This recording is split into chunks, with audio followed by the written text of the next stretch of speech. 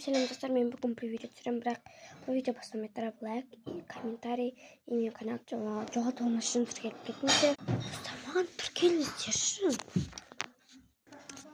Біз кеттік, бастайық. Мен кеше шашымды 2 носкимен бере алдым ғой, тура солай әпшемнің шашын бере айтым боламын. Достар, мен қазір бірақ өзімнің емес әпшемнің шашын бере айтым боламын. Яғни мен үйден ортаншысымын, үйдің үлкені менің әпшем, және одан кішісінің бар, сол екеуінің де шашын бере алып берем, сосын менің де. Бүгін 3 адамның шашын бере аламын. Достар, бұл менің шашым до.